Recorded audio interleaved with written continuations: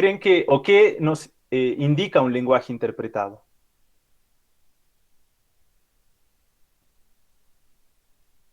Necesita un intérprete para poder funcionar, digámoslo así. ¿Vale? Nosotros ya hablamos de lo que es un lenguaje compilado versus un lenguaje interpretado, No, profe. ¿no? ¿Qué miramos la anterior sesión, perdón? Miramos qué era Python, ¿sí o no? Miramos paradigmas de programación, miramos. De hecho, los paradigmas eran hoy. Ah, ya. Entonces ya entiendo qué es lo que pasó. Bien, me adelanté una clase. Bueno, perdón, muchachos, vamos a retomar entonces con la parte de los paradigmas. Gracias por No, no, pero recordarlo. Pero, No, profe, una es hágale pregunta, ¿es Python, muy importante profe. verlo. necesario todo eso? ¿Cómo, perdón? ¿Es Gerardo. muy necesaria toda esa teoría? Verán, lo que pasa es que si yo les digo a ustedes Sí, qué es sí un es lenguaje necesario. interpretado, y si les digo a ustedes qué es un lenguaje interpretado y no lo responden de la forma que es como cuando uno va a comer algo que no sabe qué es, ¿sí o no? Entonces, siempre es bueno conocer lo que nosotros estamos trabajando para saber cómo actúa desde la parte base hacia lo que nosotros generamos ya como los programas, ¿vale? Esta teoría es una teoría cortita, ya ustedes la tuvieron que haber visto, por ejemplo, en programación uno. Ahí es donde uno habla de todo lo que es el fundamento de programación, qué es una computadora, qué es una máquina, para qué sirve, cuál es el lenguaje de máquina, los diferentes lenguajes de programación, ¿sí? Por ejemplo, si yo les digo qué es el paradigma orientado a objetos, qué es el paradigma imperativo, qué es el paradigma funcional, entonces eso es importante conocerlo porque cada uno de esos paradigmas brindan ideas de cómo hacer un código, de cómo solucionar más bien un problema, ¿vale? Entonces es importante conocerlos porque no todos los problemas, o bueno, los problemas son susceptibles de diferentes tipos de soluciones. Entonces quizás yo sea bueno haciendo soluciones a través del paradigma estructurado y otra persona sea buena haciendo en base a la programación orientada a objetos, por ejemplo, ¿sí? Entonces son diferentes paradigmas y yo no puedo imponer un tipo de paradigma a una persona porque ella es la que escoge las reglas y los métodos que va a utilizar para poder programar. Entonces, si es algo necesario conocerlas, ¿vale? Para saberlo, ¿no? Para saberlo. Son muy cortas, de hecho, miren que la parte de paradigmas es prácticamente 2 meses de trabajo para poderlos entender bien. Aquí lo que vamos a dar es como la idea de lo que es un paradigma. O sea, literalmente estamos pasando un brochazo así como para conocerlo y saber que al futuro, que en un futuro cuando nos pregunten de qué tipo de paradigma estamos utilizando, podamos decir, yo utilizo el paradigma estructurado, el funcional, el lógico, el imperativo, el declarativo, no sé, el reactivo, sí, o sea, hay muchos, hay muchos. Y aquí solo vamos a tocar rápidamente y de forma general algunos de ellos, ¿vale? Entonces, no nos vamos a tardar mucho en esa parte de revisión teórica. Por acá.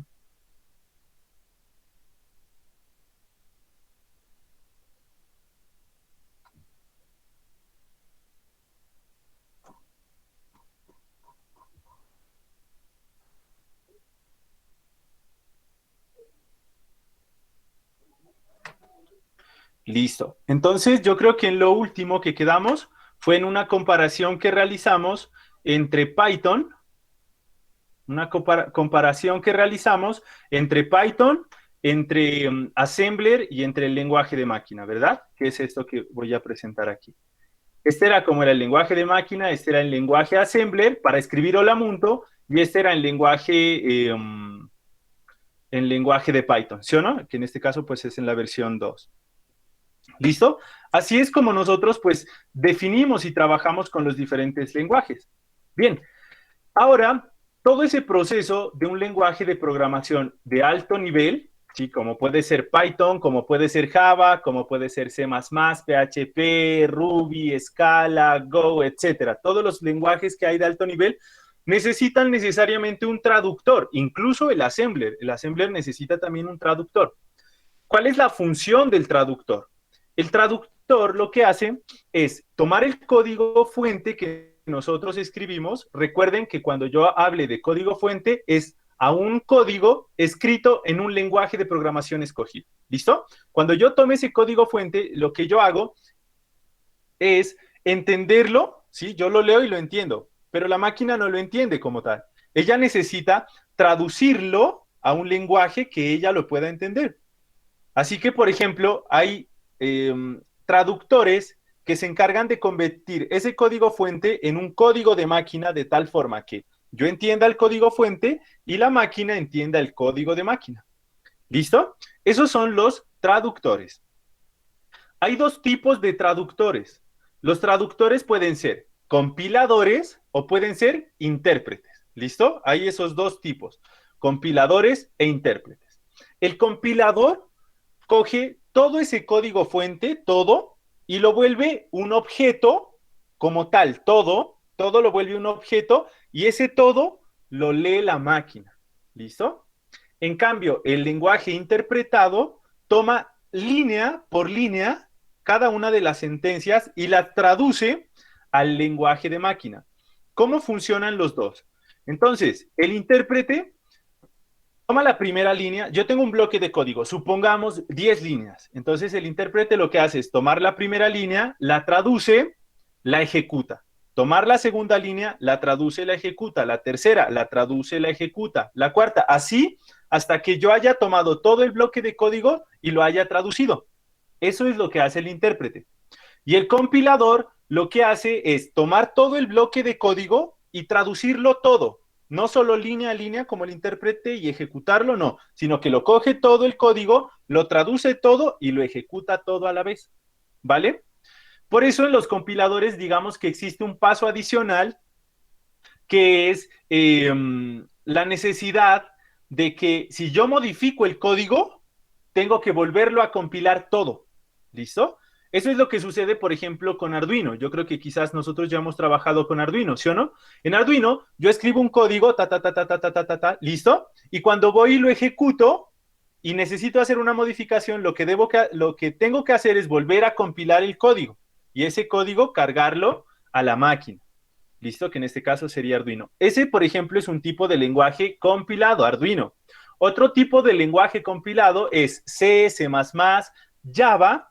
Java es un lenguaje compilado. ¿Por qué? Porque yo genero el bloque de código y lo traduzco a través de un objeto, no por lo que sea programación orientada a objetos, ¿no? Sino que él toma todo el código, lo traduce a través de la compilación a un lenguaje de máquina. Si yo modifico acá algo en el lenguaje de Java, debo ejecutar todo el código de nuevo. Python es un lenguaje interpretado. ¿Por qué? Porque él ejecuta línea a línea. Por ejemplo, vamos a ver, voy a dejar de presentar para compartir toda la pantalla.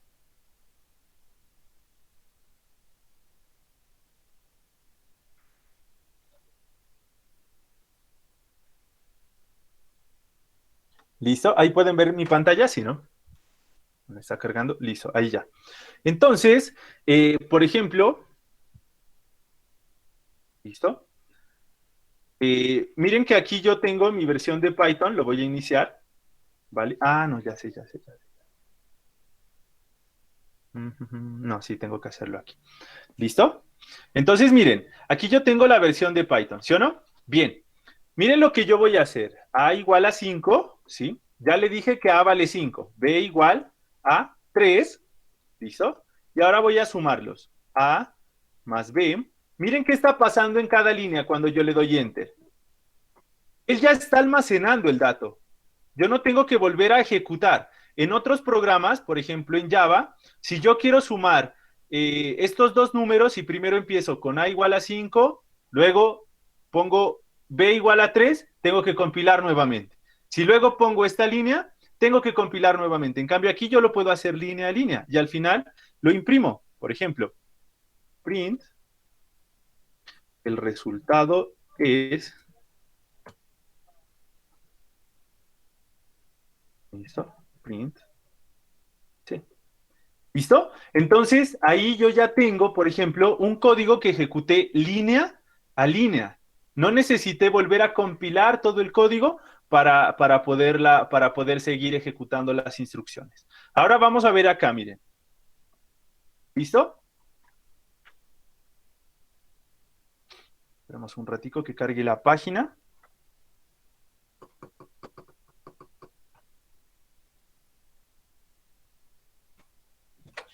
Bueno, no está cargando, está un poquito demorado.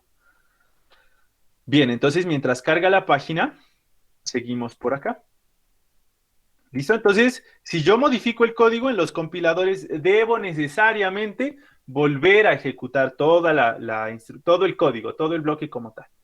Entre compilador e intérprete hay diferentes características que lo hacen ventajoso para algunas cosas o que no lo hace tan provechoso para otras. El compilador, por ejemplo, como ya les digo, coge el código y lo vuelve un solo objeto, como tal, un solo objeto. ¿Listo? Por otra parte, el intérprete cada instrucción se vuelve una salida, cada instrucción una salida, ¿vale? El rendimiento que se tiene en la ejecución de un programa en el compilado es más rápido. ¿Por qué? Porque él no necesita estar leyendo, leyendo, traduciendo, ejecutando, leyendo, sino que él lee, traduce y ejecuta, ¿sí? Entonces no tiene que hacer esos pasos, lo que lo vuelve más rápido al lenguaje compilado. Por eso es que se utiliza más, por ejemplo, Java para desarrollar aplicaciones, software de aplicación, es decir, del computador, de escritorio, porque es más rápido. En cambio, Python se utiliza para hacer scripting, por ejemplo, o para hacer aplicaciones rápidas que sean no tan robustas, que no demanden una eficacia suprema, entre comillas, ¿sí? Por la demanda de tiempo, porque uno igual puede hacer una aplicación muy robusta en Python, pero siempre va a ser más rápido un lenguaje compilado. La salida depende mucho de la arquitectura que estemos utilizando en los lenguajes compilados. En el interpretado no depende de esa arquitectura. Por otra parte, no se requiere en el compilado del programa fuente, del código fuente. Cuando yo genero el objeto, ya, este objeto me sirve, digamos, a forma de secreto para poder ejecutar las líneas. En cambio, en el intérprete sí necesito saber cuál era la línea anterior. O sea, que siempre va a estar haciendo una referencia al código fuente. Bueno, y esos son como algunos, como por ejemplo la flexibilidad en memoria. En el caso del compilado utiliza mayor memoria, en el caso del intérprete utiliza pues una memoria más flexible, digamos, un uso más flexible. Esto de lenguajes de programación, si saltémoslos, pues hay casi que cinco generaciones de lenguajes. La primera que era el lenguaje de máquina como tal, luego ya empezaron a surgir los lenguajes de bajo nivel, luego empezaron a aparecer en la tercera generación los de alto nivel y bases de datos. Ya para la cuarta generación empezaron a aparecer lenguajes orientados a visualización y en la quinta los del machine learning. Rápidamente es el resumen de las generaciones. Esas si no es necesario pues que las conozcamos, ¿no? Ahora sí bien, viene la parte que les menciono, lo de paradigma de programación. ¿Qué es para ustedes un paradigma? ¿A qué les suena esa palabra paradigma de programación?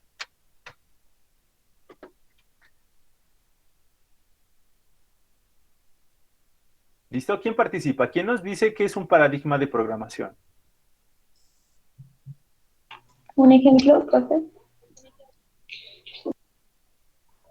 ¿Un ejemplo? Vale, muy bien, Mara. ¿Alguien que nos diga otra idea, otro aporte? Es más bien como una forma de clasificar, ¿no? Entre funciones, lenguajes, características de todo ese tipo de... ¿Qué es único, profe? ¿Listo? Una forma de clasificarlo, ¿sí? Una configuración, dice profe. que es algo único. Una configuración, muy bien, Camilo. Sí, Jefferson, es algo único, ¿sí? Es como, digamos, algo representativo, lo que entiendo que trata de decirme Jefferson. Como el modelo de algo, ¿no? Algo así. Richard, muy bien, el modelo de algo, ¿sí o no? Entonces, todo eso define lo que es un paradigma. Un paradigma es un modelo, es una base, es un ejemplo, es una estructura que nosotros seguimos para poder realizar algo, ¿sí o no? Eso es lo que hace alusión el término paradigma. Entonces, el paradigma de programación, bueno, el paradigma como tal, son reglas agrupadas o métodos agrupados o modelos agrupados que nos permiten construir algo, ¿sí? Que nos orientan en la construcción de algo. ¿sí? Entonces, hablamos de paradigma de programación como el modelo que reúne reglas o reúne elementos que nos brindan una estructura para poder programar, ¿sí? Para poder programar. Si yo les pregunto, en Java, ¿qué tipo de programación utilizaban? ¿Qué tipo de paradigma creen que utilizaban?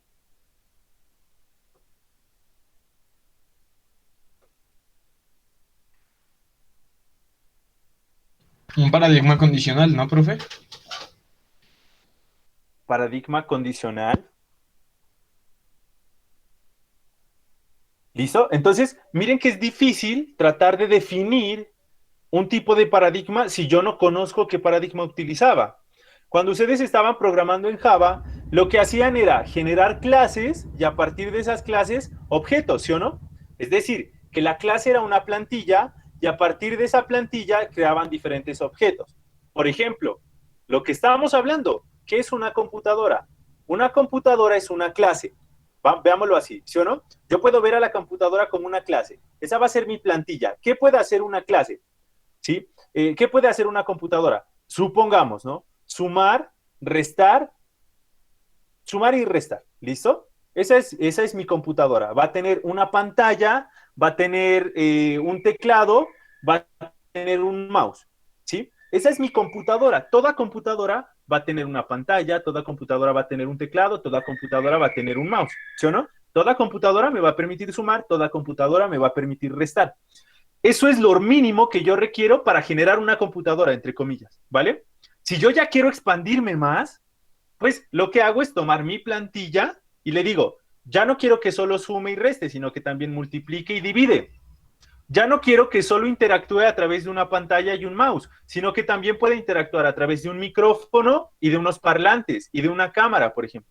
¿Sí? Entonces, a partir de esa plantilla, empiezo a volver algo más robusto, pero me indica un valor mínimo. Puede llegar alguien y me dice, lo que pasa es que yo necesito una computadora que sume y reste nomás. Ah, mire, le tengo esta computadora. No, yo sí necesito, otra persona dice, yo sí necesito que multiplique, que divide, que tenga cámara, que tenga un pad, que la pantalla también sea táctil, que tenga un pad óptico, etcétera, ¿sí? Entonces yo le digo, listo, le tomo este modelo más grande y le soluciono el problema.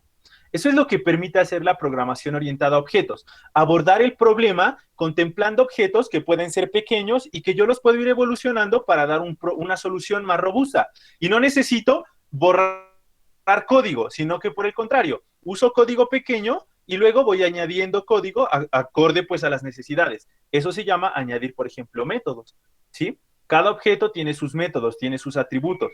Eso es lo que veíamos en programación orientada a objetos. ¿Listo? Si yo les pregunto, en programación 1 de segundo semestre, ¿qué lenguaje utilizaron? Creo que C o C++ me mencionaron. ¿El segundo semestre, profe? Sí, segundo semestre. Creo que estuvimos con Java. Estamos mirando NetBeans. O sea, ¿ustedes iniciaron directo con NetBeans? Profe, nosotros para ¿Con aprender Java? lógica de programación iniciamos con PCInt.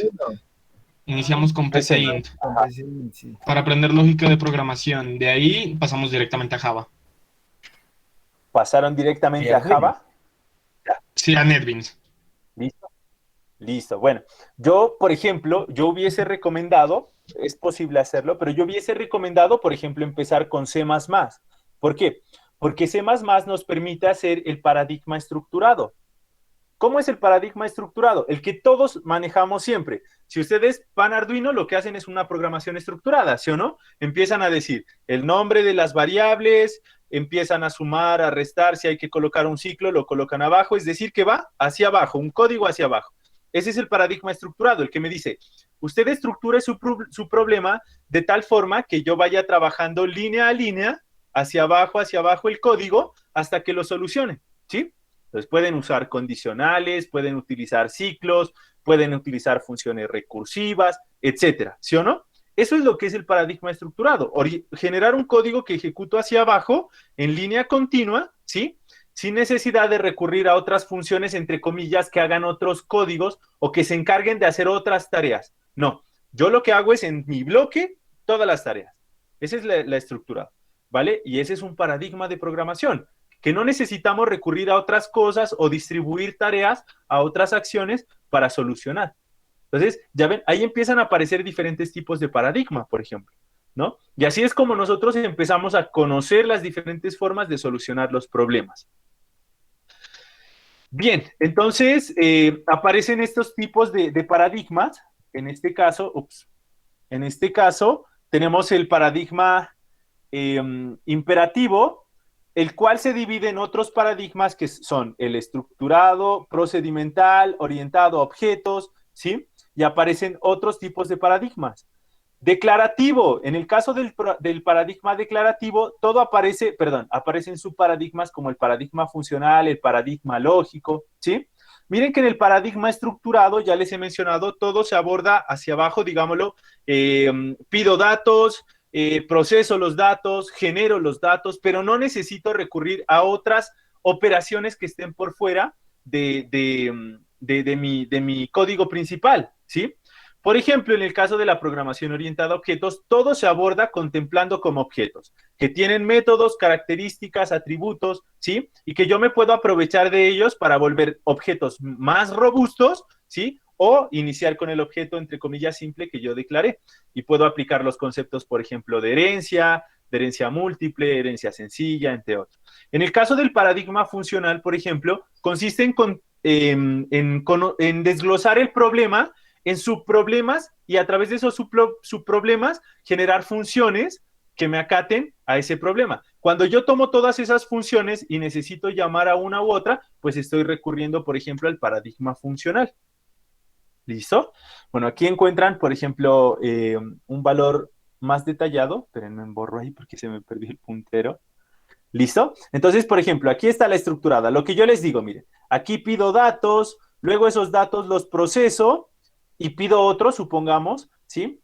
Aquí condiciono, digo que si se cumple una regla, pues puedo seguir acá el otro proceso. Si no se cumple, pues entonces regreso aquí, ¿sí? Regreso aquí, vuelvo y proceso pidiendo datos, ¿sí? Y vuelvo acá. Si ya se cumple, paso acá. Este es el con el cual aprendimos todo, ¿sí o no? Este es el primer paradigma que normalmente cuando hacemos el diagrama de flujo, así lo solucionamos, ¿sí o no? Generamos un diagrama de flujo, colocamos condicionales, etcétera, ¿vale? En cambio, en la programación orientada a objetos, ya los contemplamos todos a forma de objetos, que pueden tener datos, que pueden tener comportamientos y que estos objetos se comunican entre sí, ¿vale? Entonces, así es como se empieza a distribuir la parte, por ejemplo, de objetos. Bueno, acá hay otro tipo de programación que es la programación reactiva. Aquí lo que se hace es, a medida que surgen datos, me ajusto a esos datos y genero resultados, ¿sí? Entonces, los datos vienen de forma sincrónica. Yo no sé en qué momento me va a llegar el dato. Lo que sí sé es que debo estar preparado para dar solución o atender el requerimiento que me haga ese dato. En cuanto a la programación funcional, divide el programa, como le digo, en subfunciones, ¿sí? Lo divide en unas tareas más pequeñas que va a ejecutar y así da solución a través de la unión de todos estos, da solución al problema. Entonces hay muchos paradigmas, ¿vale? Los paradigmas debemos conocerlos, debemos saberlos, o al menos debemos reconocer la existencia de diferentes formas de solucionar un problema, ¿vale? En una encuesta que hicieron en JetBrains en el año 2020, ellos preguntaron sobre cuál era el lenguaje principal para aprender, no, sino para programar. ¿Cuál era el más utilizado y cuál era el que más estaba estudiando recientemente? ¿Sí? El resultado arrojó que el lenguaje principal es Java. ¿Por qué? Porque Java se ha venido utilizando desde hace un buen tiempo para el diseño de aplicaciones, porque no solamente brinda una posibilidad de generar aplicaciones por consola, digámoslo así, o sea, programarlas y ejecutarlas mediante, por ejemplo, scripting, sino que también lo permite hacer aplicaciones orientadas ya a escritorio, generar aplicaciones robustas. Así que una gran cantidad de aplicaciones necesitan Java, por eso a veces, por ejemplo, en versiones anteriores a Windows 8, Java necesitaba instalarse en el sistema operativo. Decía, para poder ejecutar esta aplicación necesita Java. Java también se utilizaba, por ejemplo, para teléfonos móviles anteriores y las famosas extensiones .ya. Entonces decía, necesita Java, o uno podía desarrollar sus propias aplicaciones para Java móvil, ¿sí? Así que Java sigue siendo un lenguaje principal. El más utilizado, por ejemplo, es JavaScript, porque JavaScript es un lenguaje que se orienta mucho al desarrollo web.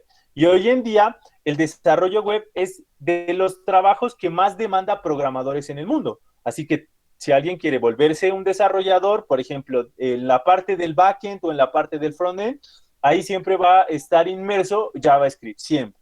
Entonces, es importante conocerlo. En cuanto al lenguaje más estudiado, la encuesta reveló que Python hoy en día es uno de los lenguajes más estudiados, de hecho, pues es el más estudiado, de acuerdo a JetBrains, porque ofrece una sintaxis muy sencilla, es muy simple su sintaxis y es muy potente para lo que él permite hacer. Entonces uno dice, profe, pero es que Python deberían enseñarlo desde antes. Sí, lo que pasa es que Python está orientado a personas que no están inmersos en los campos relacionados al desarrollo de software. Por ejemplo, las ingenierías. Nosotros como ingenieros se nos vuelve mucho más fácil entender la sintaxis o las diferentes sintaxis que hay en los diferentes lenguajes de programación. Pero si a un administrador lo ponemos a programar en Java desde cero, quizás él no va a entender que primero debe declarar una clase principal para poder empezar a ejecutar. Él va a decir, ¿cómo así? A ver qué es clase principal, que sin una clase principal yo no puedo programar en Java. Que le faltó un punto y coma y el código no le compila. Que debe declarar el tipo de dato antes. Él no le va a entender eso fácilmente, a no ser que invierta una cantidad de tiempo para estudiar y aprender Java. En cambio, en Python, ¿miraron lo que yo hice en la consola? Yo en la consola le puse, miren, A igual a 5.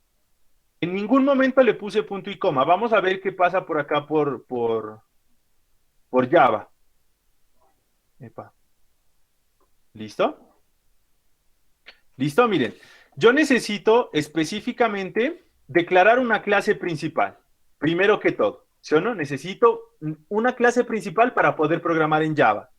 Luego, necesito un objeto, digámoslo así de esta forma, inicial, que si yo le coloco aquí main, no necesito instanciarlo.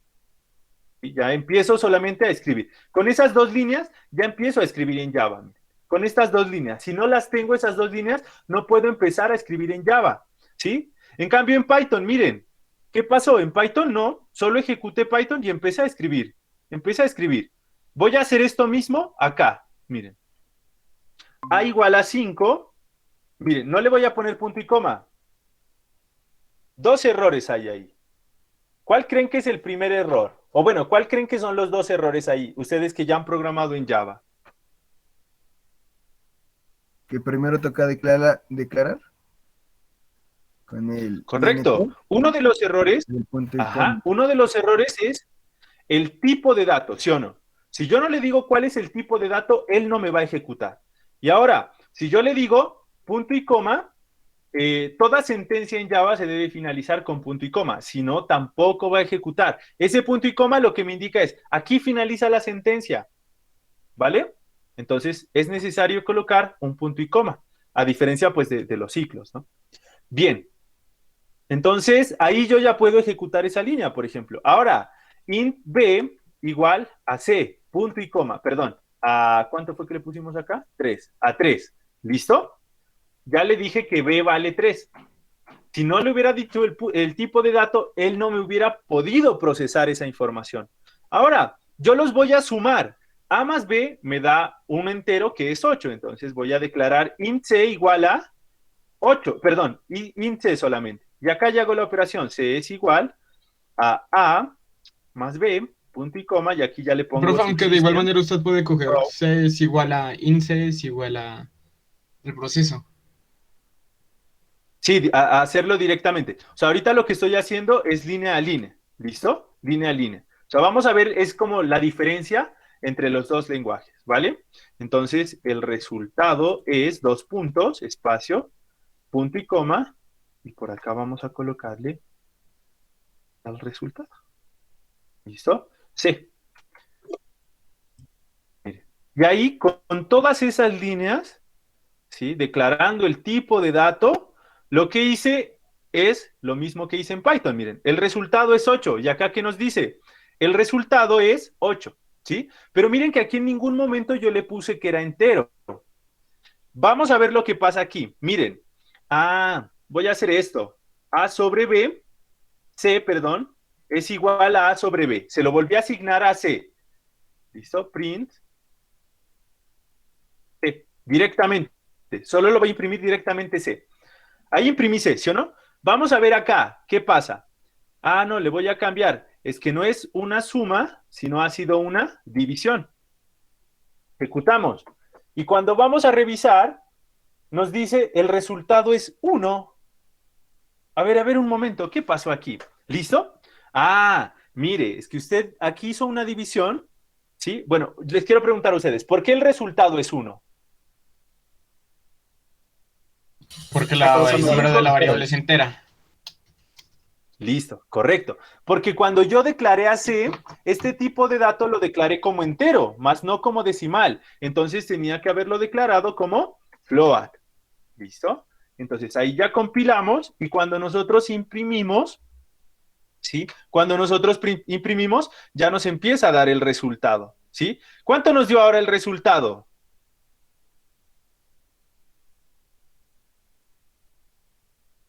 1,0. 1,0. ¿Cuántos tenía que darnos? 1,6. Entonces llega alguien y dice, carambas, ¿qué pasó aquí? A ver, ¿por qué? ¿Cómo así 1.0? Y empieza a quemarnos la cabeza. ¿Listo? Entonces empieza todo esto a quemarnos la cabeza y empezamos a decir, bueno, ¿qué pasó aquí? No tengo idea. ¿Por qué es que nos está dando esos resultados así tan raros? Manejo de datos, ¿no? Esa vaina que... Y empieza a quebrarnos la cabeza. ¿Listo? Por eso es que Python se volvió más fácil de aprender, porque en ningún momento yo aquí le dije que era tipo entero, tipo float, que tenía que convertir los valores, en ninguna...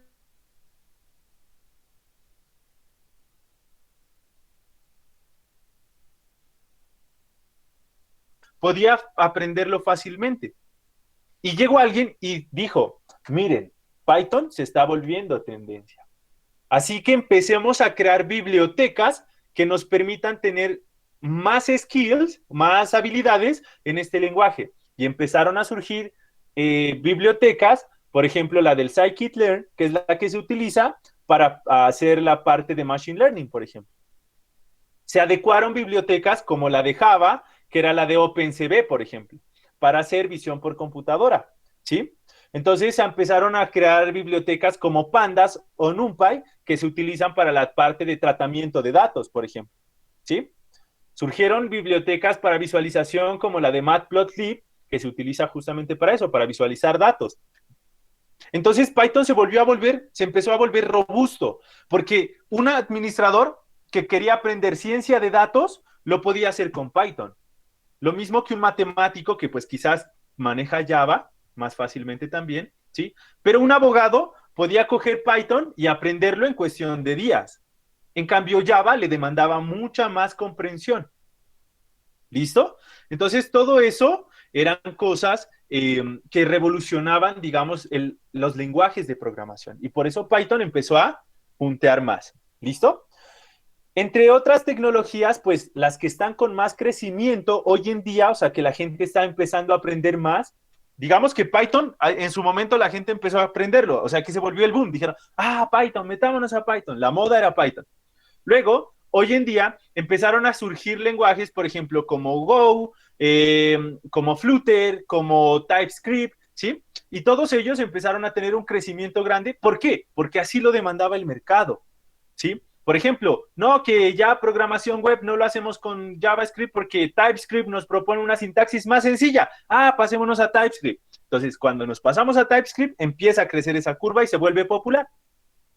Que ya no utilicemos Kotlin para el desarrollo móvil. Bueno, primero, Android Studio para el desarrollo móvil, ahora utilicemos Kotlin. Y luego, no, ya no utilicemos Kotlin, pasémonos a Flutter. Y listo, empezaba a crecer Flutter. ¿Listo? Entonces, como se empezaban a volver las tendencias y la gente necesitaba desarrolladores en esas áreas, pues se volvieron populares. Pero los lenguajes que más quieren aprender los programadores hoy en día, pues son Python, Go y Kotlin. Python orientado a web, aplicación, scripting, Go orientado a móvil y aplicación, y Kotlin orientado a la parte de móvil. De hecho, Google, que es el que se encarga ahora de hacer el mantenimiento para Android, lo avaló ya como uno de sus lenguajes de programación, así que Kotlin ahora creció en picada. Algo muy importante, muchachos. Ustedes conocen HTML, creo que en el colegio alguna vez nos hicieron crear una página web, ¿sí o no? ¿O conocen de HTML? Yo sí, profe.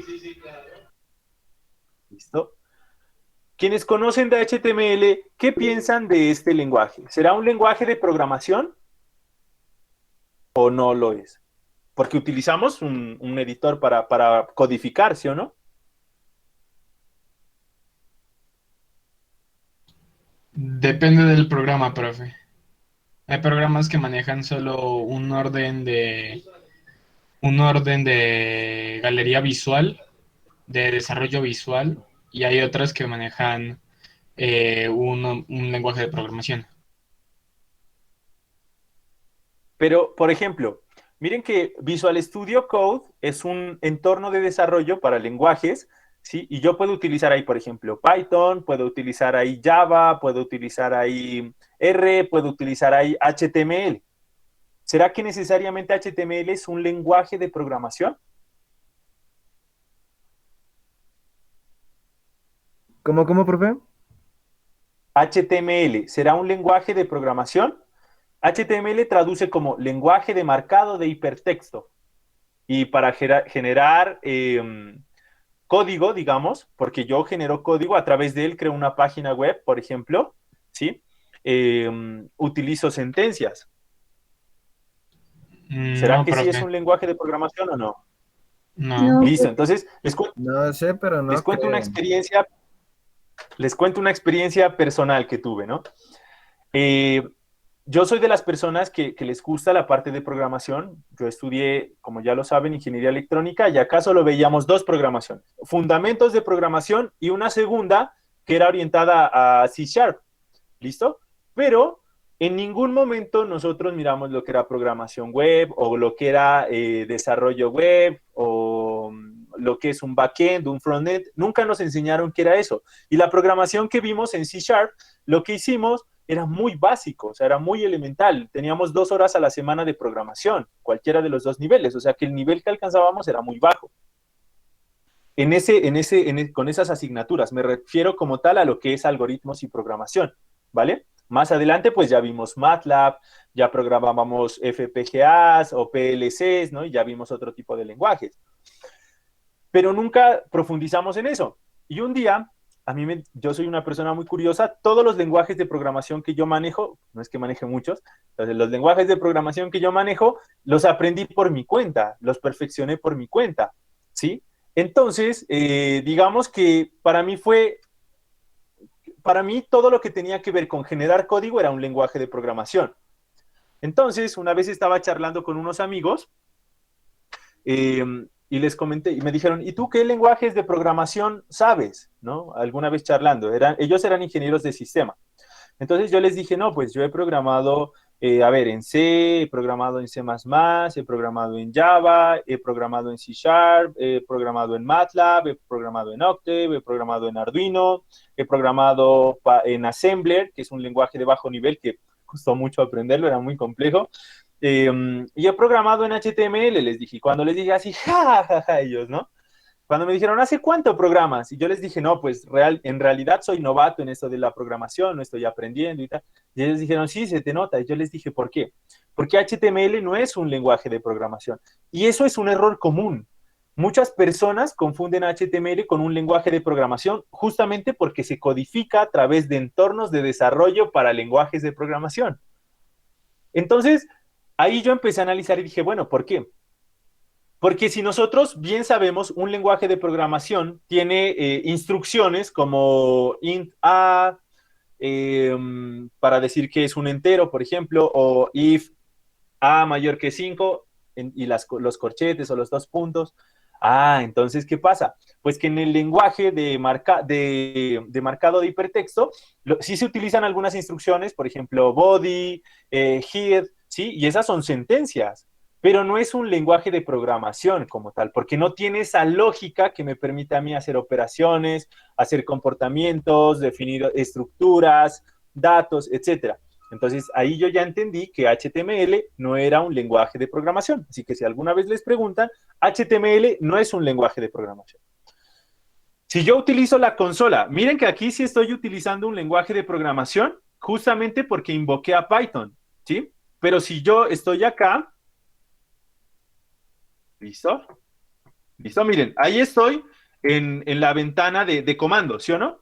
La ventana de comandos como tal. Si yo quisiera pasar al disco de... Ah, bueno, es que no tengo disco de... Bueno, le puedo dar CD dos puntos y regreso a la carpeta anterior. Le puedo dar list. Bueno, veamos acá.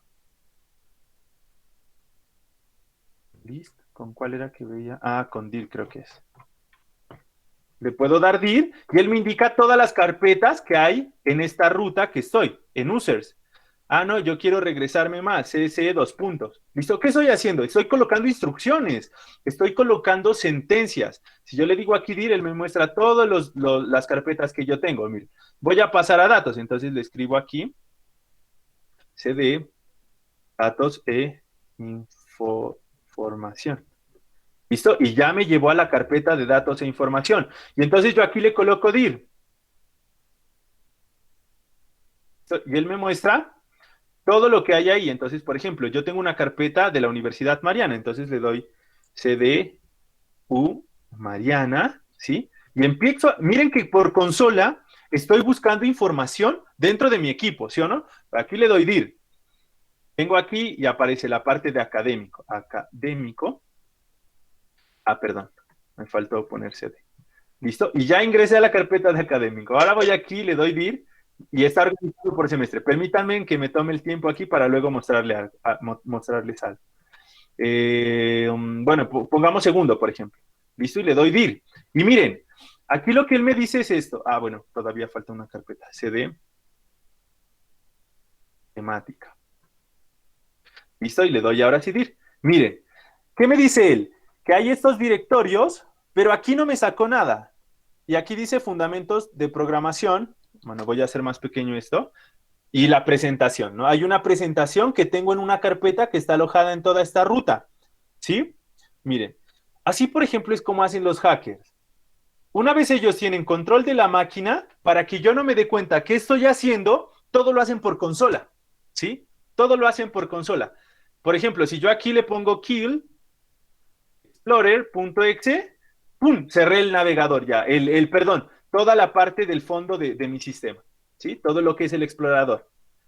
Entonces, así es como funcionan los hackers. Ellos empiezan a, primero, pues lógicamente tienen que hacer una intrusión dentro del sistema y una vez ya están dentro del sistema empiezan a generar sentencias por consola. Y esas sentencias se ejecutan. Así que, ¿qué estoy haciendo? Codificando. Pero no necesariamente estoy utilizando un lenguaje de programación. ¿Listo? No estoy utilizando un lenguaje de programación. Por ejemplo, voy a regresar, ¿no? Voy a regresar. Voy a Profe, colocarle aquí por dos ejemplo, puntos. uno va a la barra de tareas y finaliza esos procesos, evita eso. Bien, verán. Lo que pasa es que hay diferentes tipos de software que uno puede crear maliciosos, ¿sí? Hay uno que se llama el troyano. El troyano es un software que se configura y se ejecuta siempre. Si yo le doy aquí, ¿listo? Miren, aquí están aplicaciones que se ejecutan al inicio. Todas estas que están aquí se ejecutan al inicio. Cuando yo prendo el computador, ellas son las primeras en arrancar. ¿Por qué? Porque así lo configuré cuando yo lo instalé, ¿sí? Si yo ya no quiero que se ejecute, lo desactivo aquí, habilitar o deshabilitar, ¿vale? En este caso, pues yo tengo estos deshabilitados, ¿no? Pero, por ejemplo, Teams, supongamos que está habilitado, cuando yo inicie mi computadora, él va a arrancar con Teams. O sea, se ejecuta en segundo plano sin que yo me dé cuenta, porque yo lo configuré así, para que sea más rápido. Como ya no lo estoy utilizando, lo deshabilito, por ejemplo. ¿Listo? Miren, OneDrive, él está habilitado, así que cuando yo prendo el computador, empieza a sincronizar los datos que yo tenga por ahí a la mano. Entonces, ¿qué pasa? Ah, pues el troyano se ejecuta, se instala y se habilita aquí. Entonces yo llego aquí, proceso y lo apago. ¿Listo? Por ejemplo, Chrome. Llego y le doy finalizar tarea y lo apago, ¿sí? Pero si él está configurado para que se reinicie, ¿sí? No necesariamente me va a aparecer aquí porque lógicamente el hacker o el pirata informático más bien no les va a dejar ver que él está dentro del sistema. Entonces él va a estar ejecutándose a través de otro de estos. Por ejemplo, a través del Adobe CS6 Service Manager, que yo lo tengo habilitado, él se genera como una subrutina de ese software, ¿sí? Y entonces él lo está ejecutando constantemente. Y yo lo cierro y vuelvo y se abre. Y lo cierro y vuelve y se abre, ¿sí? Porque así lo programaron los hackers, por ejemplo, ¿vale? Entonces, no quiere decir que CMD, CMD o la ventana 2 sea una ventana para poder generar un lenguaje de programación como tal. Así que la ventana de comandos tampoco es una ventana de programación. ¿Listo? Ya que hicieron una pregunta por ahí, miren, Kali Linux. Ya, porque miré como cierta curiosidad por la parte de seguridad informática, ¿no? Kali Linux es una toolbox que nos ofrece diferente, bueno, no es una toolbox, es un sistema operativo basado en Linux que me permite a mí hacer pruebas de intrusión, bueno, que me permite a mí hacer en general la parte del hacking. Bueno, no sé si me permite verla por aquí. ¿Listo? Entonces él cuenta con un bagaje de herramientas para hacer intrusiones. Hay diferentes formas de colocar, por ejemplo, de vulnerar la seguridad informática. ¿Listo? Una muy común es, por ejemplo, la parte de phishing. ¿Qué quiere decir el phishing? El phishing es un medio que utilizan los ciberdelincuentes para hacer suplantación de identidad. Uno a veces está en Facebook y colocan una imagen, llegan las personas y colocan una imagen de un choque, supongamos. Seamos sinceros, muchas de las personas nos gusta ser gore, ¿sí o no? Voy a dejar este habilitado ahí para poder ver. Cuando hay choques, cuando hay accidentes, cuando vemos sangre, corte de manos, brazos, uno dice, uy, qué chévere ese video. No chévere, pues, ¿no? Dice, uy, qué impactante ese video, veámoslo. Y entonces le llama la atención, ¿sí o no? Entonces, ¿qué hacen, por ejemplo, delincuentes informáticos? Llegan y dicen, uy, este video es un video terrible, mira en el primer comentario el enlace para que puedas verlo. Ya hay un enlace y uno accede al enlace y lo lleva a una página de Facebook de login. Le dice, ha habido un error con tu autenticación, por favor, vuelve a ingresar. Y uno dice, a ver, usuario, contraseña, enter, ingresa y pasa a ver el video. Y normal, seguimos navegando. ¿Qué pasó ahí? Que la persona hizo algo que se llama phishing. Robó nuestra contraseña y nuestro usuario sin que nos diéramos cuenta. Como en segundo plano, ¿verdad? Luego nuestra identidad. Correcto. Si nosotros vamos aquí, miren esta página, bueno, iba a abrir una, miremos aquí, miren, le voy a dar clic derecho y le voy a dar ver código fuente de la página. Listo, bueno, voy a abrir más bien una ventana en modo incógnito. Listo, vamos a abrir Facebook aquí. Listo, tenemos un ratito.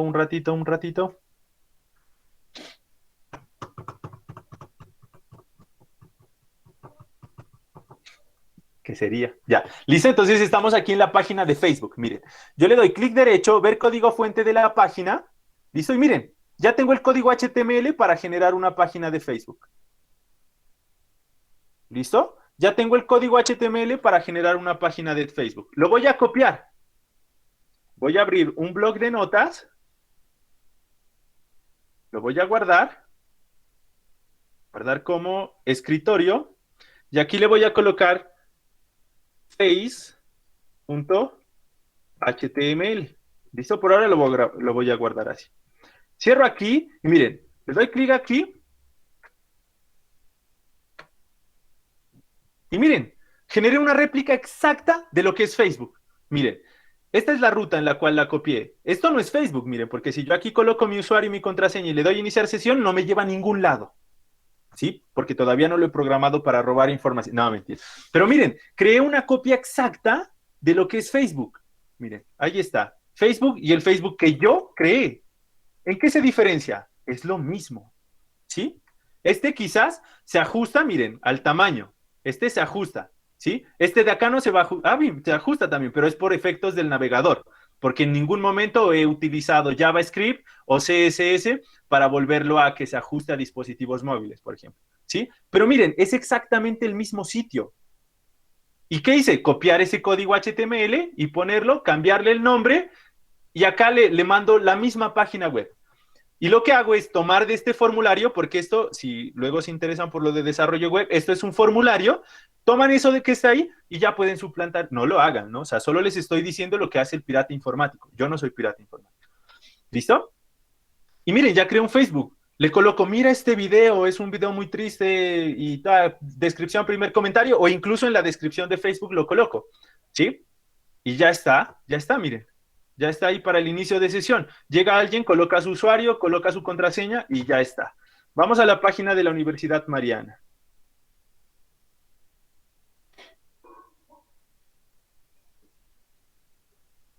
Bueno, no quiero, me emociono a veces mucho y tal vez hago más de lo que se tendría que hacer de la clase. No, bueno, volviendo como...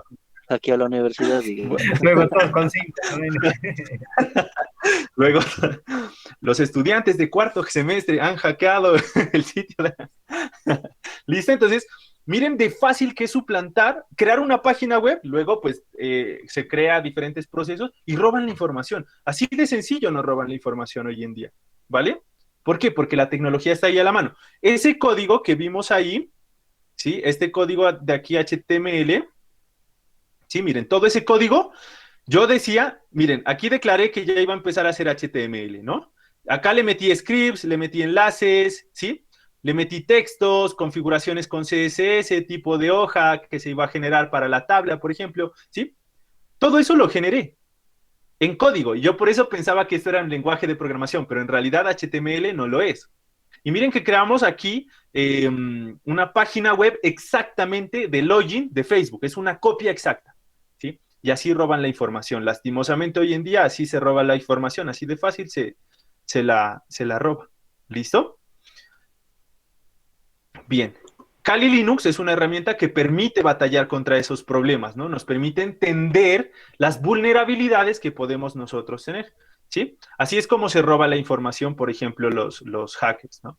No los hackers, perdón, los piratas informáticos. Los hackers son las personas que se encargan de estudiar las técnicas de seguridad informática para fortalecer los sistemas de información, proteger la integridad de los datos, la seguridad de las personas a nivel virtual.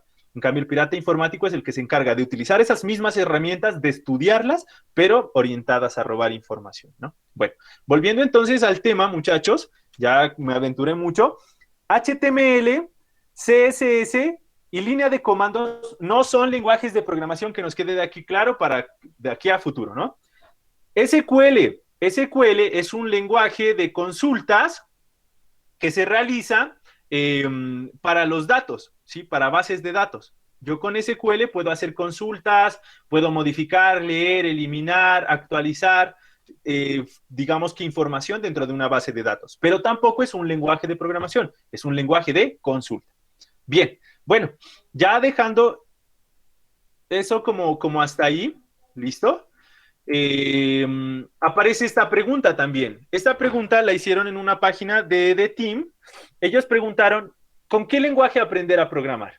¿Listo? Ellos no. En general, todo mundo cuando quiere aprender un lenguaje de programación lo aborda desde 5 aspectos. Hay una comunidad grande para que yo, si tengo dudas, pueda expresarme y ellos me ayuden a resolver mi problema. Esa es una pregunta. La segunda, ¿la sintaxis que se maneja es sencilla o es compleja? La tercera, ¿en el entorno que yo desarrollo es un entorno amigable o es un entorno complejo que necesita muchísimas configuraciones? La cuarta, y más importante, ¿el entorno laboral es amplio? O sea, yo encuentro quizás en ese campo trabajo fácilmente, ¿sí? Entonces, existen, digamos que muchas probabilidades de que yo encuentre trabajo en Python. Python es un lenguaje muy desarrollado y que demanda hoy en día muchos desarrolladores. Y que sea del tipo open source. ¿Por qué? Porque si es de otro tipo, por ejemplo, MATLAB, una licencia estudiantil de MATLAB creo que está en 400,000 pesos. Pero Octave es el mismo lenguaje y yo lo hago digámoslo que lo puedo encontrar gratis, o sea, en navegadores web, es una licencia GNU. Por acá creo que tengo MATLAB y por acá creo que tengo Octave. ¿Listo? Entonces ya empieza a surgir diferentes formas de orientarnos hacia la parte de programación y de qué lenguaje escoger, ¿no? De acuerdo, pues, a esos parámetros, pues, que les he dicho, ¿no? En este caso, por ejemplo, esta es la interfaz de Octave, esta es la interfaz de MATLAB. No sé si ya hayan manejado MATLAB, pero de seguro que después lo van a hacer. Y esta es la interfaz de Octave. Octave y MATLAB, entre comillas, hasta cierto nivel nos permiten hacer lo mismo, ¿sí? Miren, A igual a 5, B igual a 3, C igual a B, A más B. ¿Listo? En Octave, A igual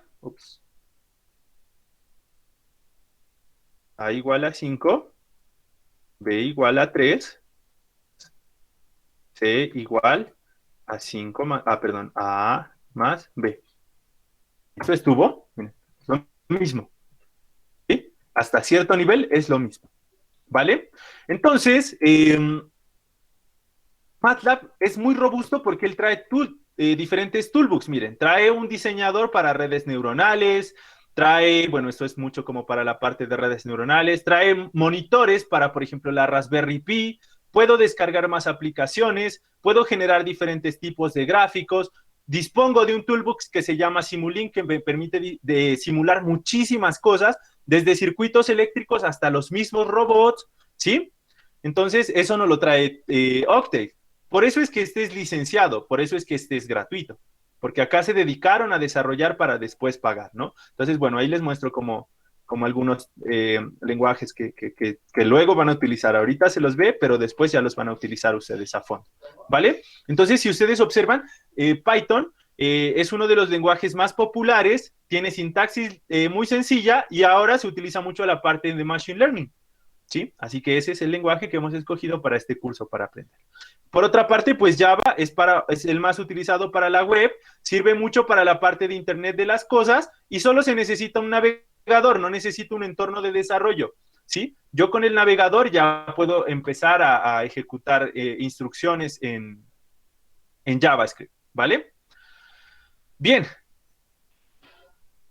Eso es, pues, en relación a la parte de preguntas. Si de pronto tienen alguna pregunta en cuanto a los lenguajes compilados o a los lenguajes interpretados.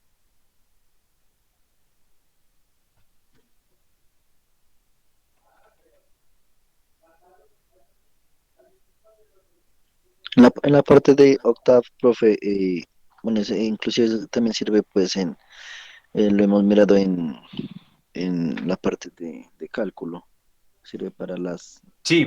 hacer gráficas y eso, profe, pero tenía una duda, pero se me escapó ahí, profe. Ah, vale, vale. Sí, lo que pasa es que MATLAB fue inspirado para trabajar con matrices. Entonces, por eso se llama MATLAB, como laboratorio de matrices. Entonces, con eso, hay muchas cosas que se pueden expresar como matrices en diferentes campos. Por ejemplo, acá, una matriz para entrenar el comportamiento de un brazo robótico, una matriz de datos, ¿sí? En economía, pues va a haber matrices de datos, para bases de datos, para gestiones de inventario. Entonces, ellos lo empezaron a crear como desde esa parte. Y sirve para hacer, por supuesto, diferentes tipos de cálculos, diferentes tipos de gráficas. Por ejemplo, creamos un vector de tiempo. Vamos a crear una función lineal, por ejemplo, que vaya desde 0 hasta 10. ¿Listo? Y luego vamos a crear la función identidad, la más típica de todas, la función identidad. Entonces veamos si aquí nos coge t, x, t. Creo que hay que invertir los ejes. ¿Listo? Y miren, ya sacamos una gráfica de una función identidad. No, profe, es que la función identidad, qué sencilla. Haga más bien la función cuadrática. ¿Listo? Listo, y venimos por acá. Y graficamos y sacamos ya perdón, están los ejes al revés. Primero es X, después es Y. Ahí ya. O sea, el eje X y después el eje Y. Miren, ya sacamos una función cuadrada. No, profe, no le creo, porque la función cuadrática es como una U. Lo que pasa es que yo le puse el tiempo desde el valor 0. Entonces coloquémosle desde menos 10 a 10. Y ahí ya podemos calcular. Y ya nos sale pues esa U que ustedes ya conocen. ¿Listo? Entonces sí, se utiliza mucho para la parte gráfica también, ¿no? De cálculo. Miren, profe, lo que pasa es que yo tuve un problema con cálculo. ¿En qué cálculo están ustedes? Multivariable, creo que están, ¿no?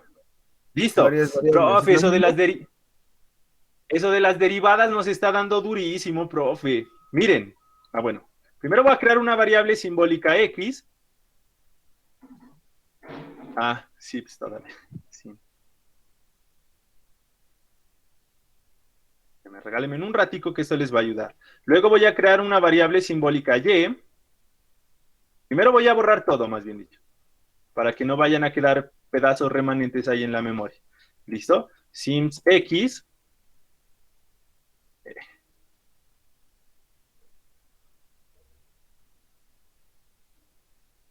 ¿Listo? Sims Y. Estoy creando variables simbólicas, es decir, declarando variables independientes.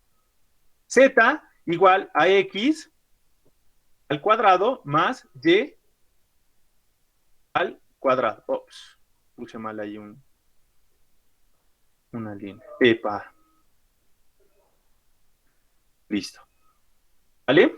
Miren, ahí creé Z igual a X cuadrado más Y al cuadrado. ¿Cuál es la derivada? Yo puedo hacer la derivada parcial con respecto a X y con respecto a Y, ¿sí o no? La derivada parcial con respecto a X me va a dar 2X. La derivada parcial con respecto a Y me va a dar 2Y. Eso ya lo vieron. O bueno, o lo están viendo, me imagino. Pero miren lo que voy a hacer acá. Div, coja la función y derívela con respecto a X. Y ya, 2X. Y derívela ahora mejor con respecto a Y. Y ya, 2Y. Profe, pero eso uno lo hace en papel. Sí, uno lo hace en papel. Ahora veamos esto.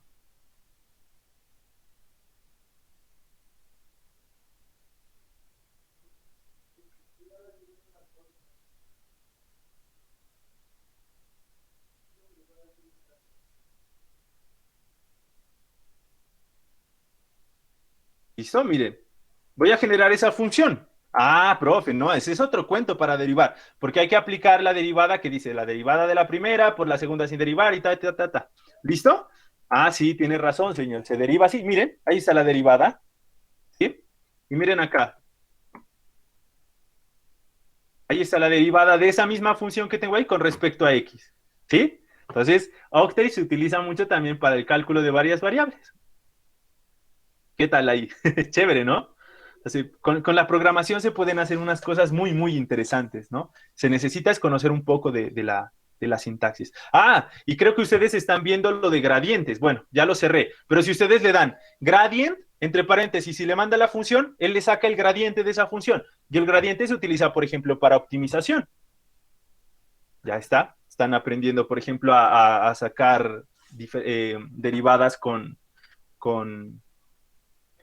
qué es? Con Octave o MATLAB, también lo pueden hacer con MATLAB, ¿vale? Bueno, entonces, no sé si haya alguna otra pregunta. No, profe. Pues de mi parte no. Vale, perfecto. Si de pronto tienen una pregunta ahí, me comentan, ¿vale? Bien. Entonces, ya terminamos aquí. Vamos a volver acá. Bien.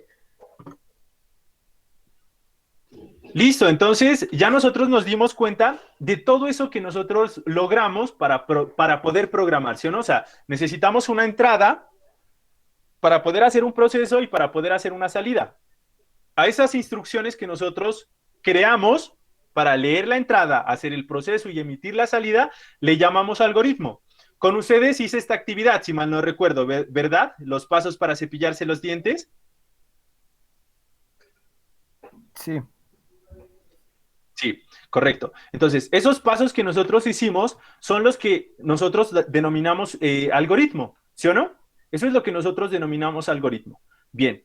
En cuanto a las variables, esto ya habíamos visto que ocupan un valor dentro de la memoria, pero en Python no es necesario declarar las variables, ¿sí o no? Esa es la gran ventaja que trae Python.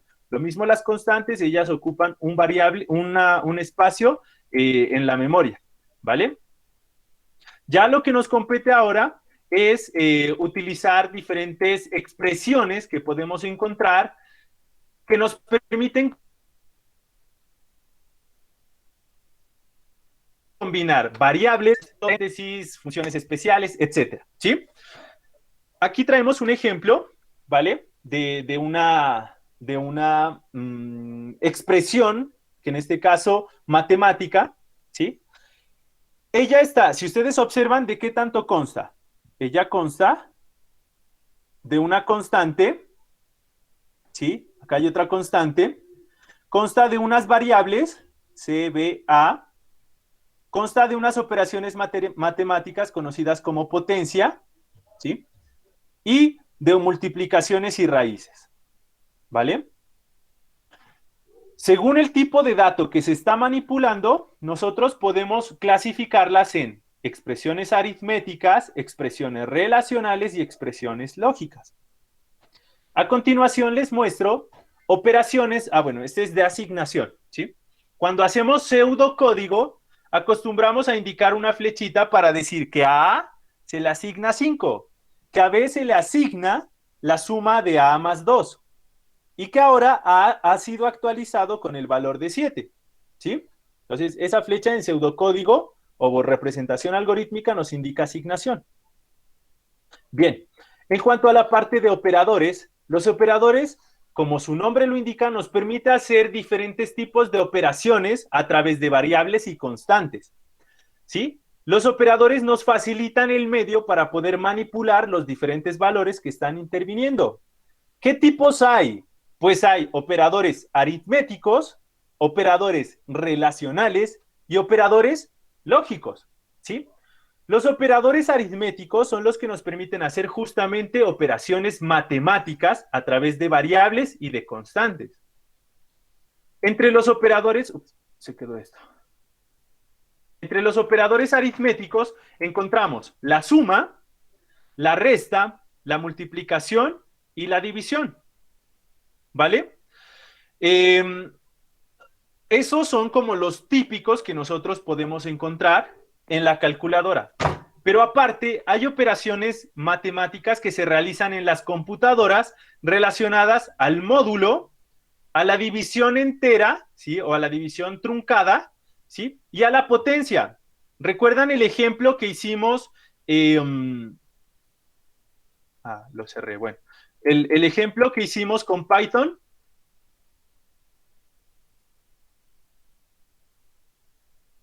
¿Listo? Que decíamos A es igual a 5, B es igual a 3, A sobre B es igual a 1.67, ¿sí o no? Eso fue lo que hicimos nosotros y que lo vimos. Si nosotros quisiéramos truncar, por ejemplo, en Python, tendría que utilizar el doble slash, ¿vale? El doble slash. ¿Qué es truncar, Si nosotros, truncar quiere decir que solo tomo una parte, ¿vale? Que solo tomo una parte. Por ejemplo, si yo tengo el número... Si yo tengo 1.33 y yo solo quiero la parte decimal, entonces yo trunco este dato, ¿sí? Yo lo trunco este dato. Por ejemplo, si yo tengo 1.33 y yo quiero encontrar la parte entera, ¿sí? La parte entera, pues lo trunco.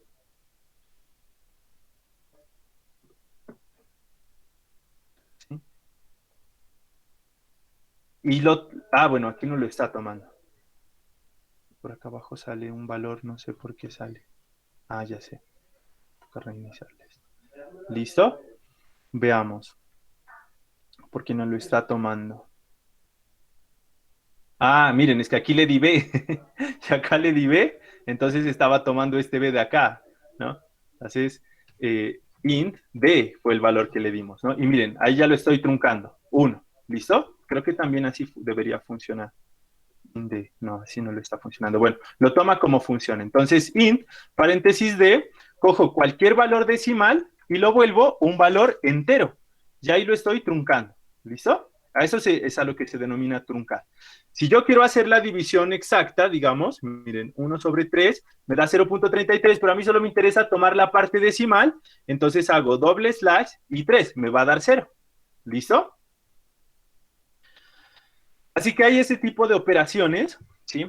Hay la suma, la resta, la multiplicación, la división, el módulo, la división entera y la potencia. En Python la potencia se hace con asterisco.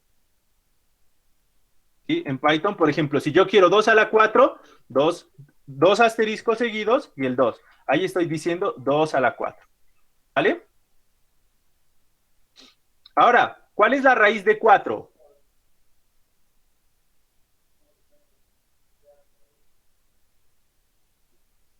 2, profe. 2, ¿sí o no?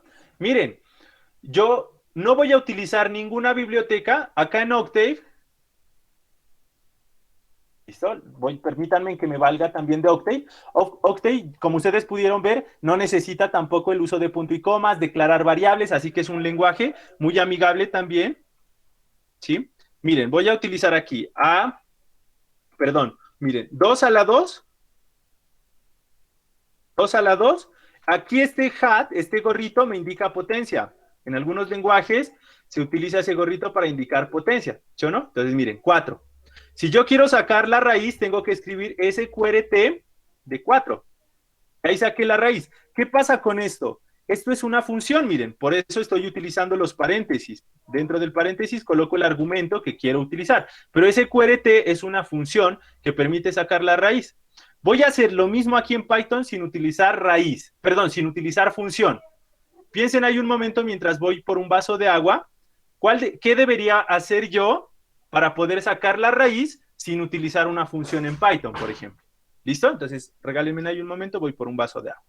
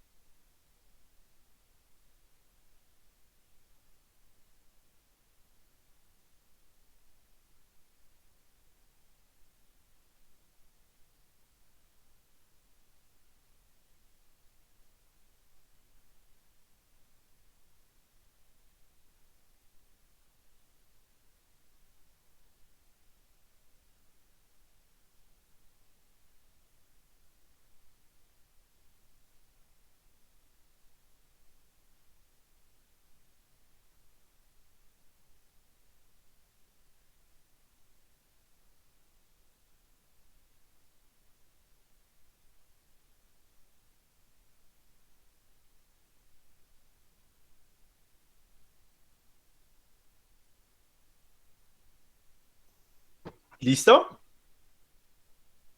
Entonces, ¿cómo creen ustedes que lo podemos hacer?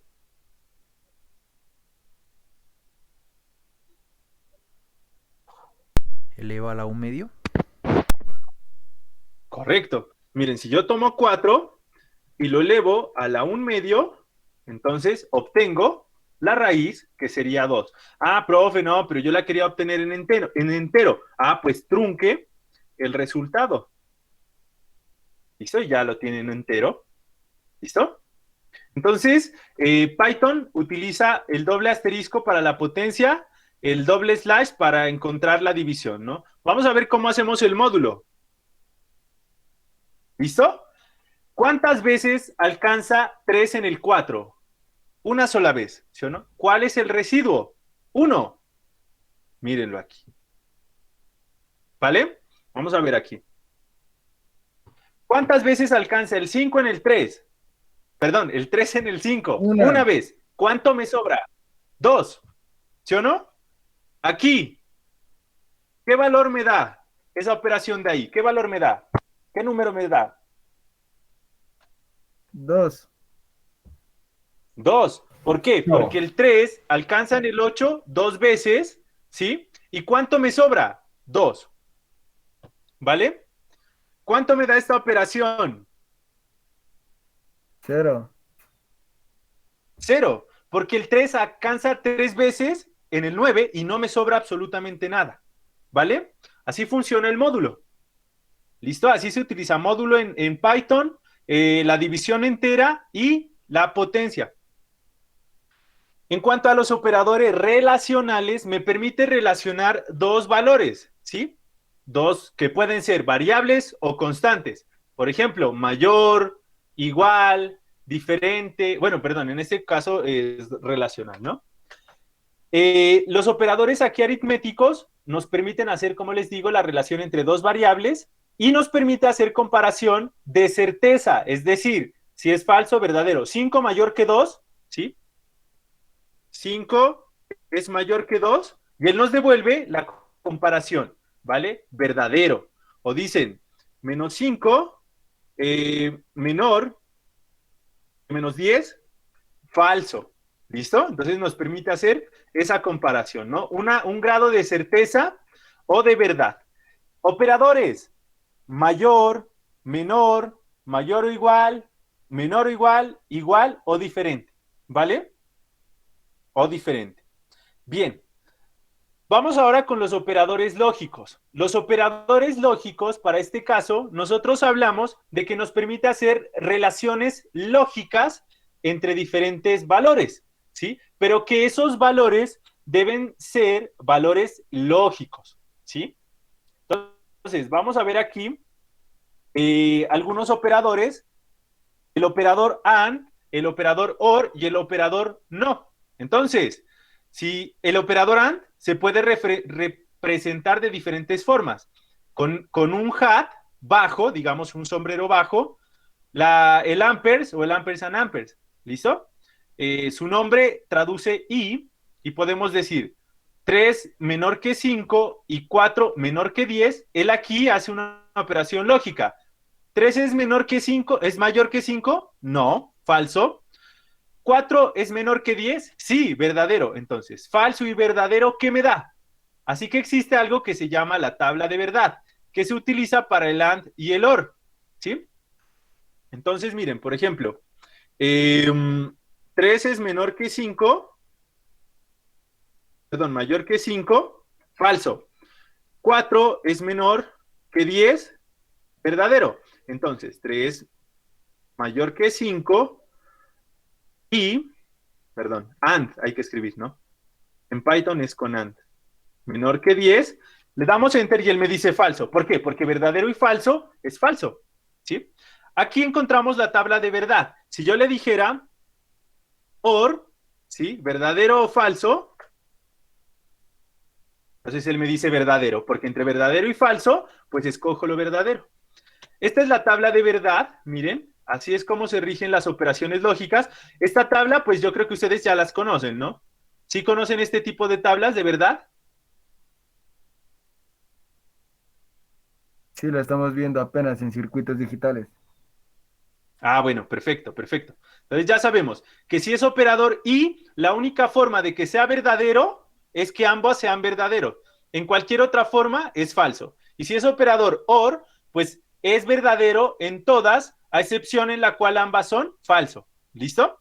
Este sería como la tabla de verdad. Y la negación, pues es simplemente contradecir, digamos, de cierta forma, el valor de verdad que nosotros tengamos. ¿Vale? Algo muy importante y para finalizar ya, sería la prioridad de todos los operadores. ¿Listo? ¿Cuál es la prioridad? ¿Cuál creen ustedes que sería la primer prioridad?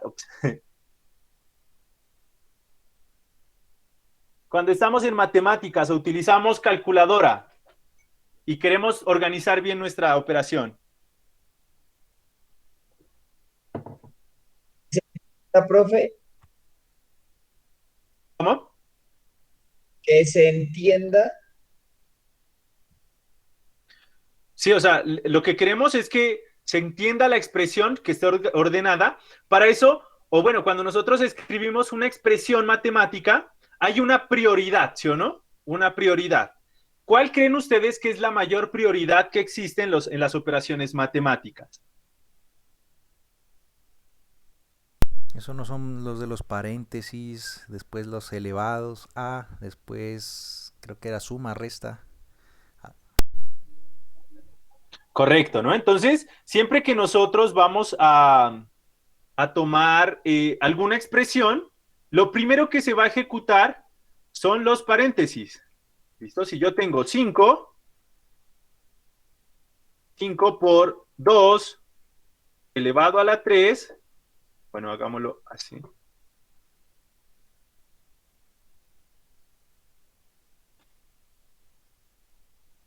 Elevado a la 3 más 4 menos 4. Lo primero que se va a hacer aquí es los paréntesis, es decir, la operación que hay dentro de los paréntesis, que en este caso pues fue una potencia, ¿no? Cambiemos un poquito el ejemplo. ¿Listo? ¿Qué es lo primero que se va a hacer aquí? Pues lo que está aquí dentro del paréntesis. ¿Listo? Va primero a hacer lo que está dentro del paréntesis, que es esto de aquí. Ahora, dentro del paréntesis está primero la potencia, que es lo primero que resuelve, luego suma. El valor que me dé ahí, que sería 10, lo vuelve aquí, ¿sí o no? Luego, ¿qué hace? Esta potencia, que sería 125. ¿Y luego qué hace? Bueno, aquí ya habíamos roto el paréntesis, digamos, porque hicimos la operación ahí, que sería ahora multiplicar 5 por 10, 50, y luego ya sumo, ¿no? Eso se llama la jerarquía de las operaciones matemáticas, que bueno, ese resultado 179 nos daba ahí, ¿no? Entonces, primero, el paréntesis. Todo lo que esté dentro del paréntesis es lo que yo voy a ejecutar de primero. Luego, las potencias, todo lo que sea exponenciación será lo que se ejecute después del paréntesis. Si no hay paréntesis, se ejecutará primero entonces todo lo que sea potencias. Después, ¿qué se hace? Después ya viene todo lo que sea multiplicación, división. Recuerden esto de aquí. 5 entre 3, que es una división decimal, ¿sí? Que me devuelve la parte decimal, es una parte o es una forma de dividir, así que también va en esta categoría. Esto, el módulo es una forma de dividir, así que tiene la misma prioridad que la parte de división o multiplicación, ¿vale?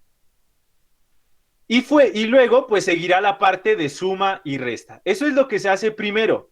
Después de eso, vienen los operadores de comparación, ¿sí? Que es igual, diferente, menor, mayor, mayor, igual, menor, igual, ¿vale? Ya por último, viene la parte del no, es decir, el que me contradice un valor de verdad. Con el no, si es verdadero, lo vuelvo falso. Si es falso, lo vuelvo verdadero. Y finalmente, ya vienen los operadores AND y los operadores OR. En ese orden. Importancia, no va primero, luego el AND y luego el OR. Ese es el orden. Todo esto que está aquí, este triángulo, es la jerarquía, la prioridad que tienen los operadores. ¿Vale? Señores, señoritas, con eso terminamos la clase del día de hoy. Esa era toda la temática que traía pues para compartirles. Digamos que nos quedan pendientes un poquitín los ejercicios, aunque aquí pudimos pues explorar un poco con Python. De hecho, también hasta recordamos un poquito de lo que es Java, ¿sí?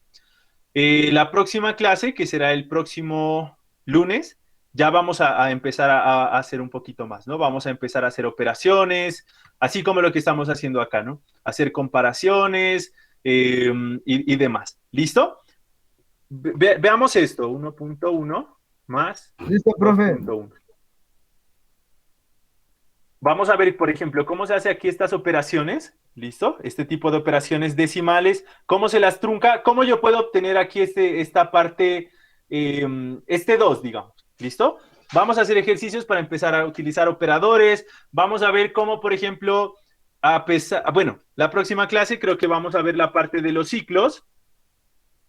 Creo que por acá declaramos una A.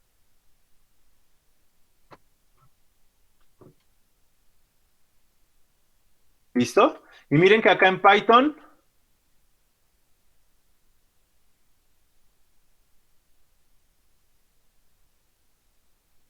se hace de esta forma, los ciclos, miren, en ningún momento declaré llaves, en ningún momento puse punto y coma, lo que sí tengo que tener en cuenta es la sangría, que hace 1, 2, 3 y 4, bueno, en este caso hice 5, pero al menos necesito 4 espacios para poder ejecutar una línea en Python, ¿listo? Dentro de un Esa ciclo. es la Y solo se identación, ¿verdad, necesita, profe? se necesita la identación. Justo lo Con iba a decir. identar, La es que sí, identación, ¿listo? es que yo miré algo de Python en el semestre pasado, es que yo era de quinto, profe, y yo Java no miré Python. Ah, ya. Sí, sí, miren, si yo le coloco aquí, listo, 2 puntos, no le voy a poner indentación. Print, uy, aquí falta una tilde, próxima clase. ¿Listo? Miren, error de sintaxis. ¿Por qué? Porque nos faltó la indentación. Ah, miren qué pasa. Esto también quiero mostrarles. T igual a 10. Seguí programando. No necesité volver a hacer que esto funcione, ¿sí? Para seguir programando. Esto se llama scripting. Lo que estoy haciendo es una metodología que se basa en generar código como para hacer pruebas rápidas o cosas así. En cambio, si yo esto lo hubiera hecho en Java, tenía bien sea que eliminar estas líneas de código o hacer que funcionen para seguir programando. Ahora, hagámoslas funcionar.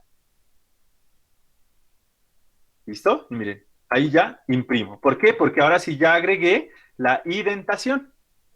¿Listo? Señores, señoritas, eso es todo. La próxima clase ya vamos con más energía para trabajar estos temas. ¿Listo? Les envío un fuerte abrazo. Espero que les vaya muy bien en sus restos de actividades. Iránse para la casa. No, mentira, deben estar en la casa. Descansar. Estarán Hoy es juiciosos viernes, este a fin ver. de semana. Es viernes, Sí. profe, el cuerpo lo sabe. Sí, no, a nosotros los Yo pelados no te serios nos mando, toca quedarnos en la trabajando. casa juiciosos. ¿Listo? Entonces, señores, ya les estoy hablando ahí por el grupo para ver cuándo nos vamos a jugar. Ese le ¿Listo? ve que es bien farrero, Y profe. pues nada, señores, muchísimas gracias por su asistencia. Cualquier inquietud, recuerden que me pueden escribir, ya sea de forma personal o a través de la representante. Y pues nada, nos vemos la próxima clase. Gracias, Gracias, profe. profe. Gracias, profe, que esté bien. ¿Listo? Hasta luego. No, profe. Bueno, que estén muy bien. Profe.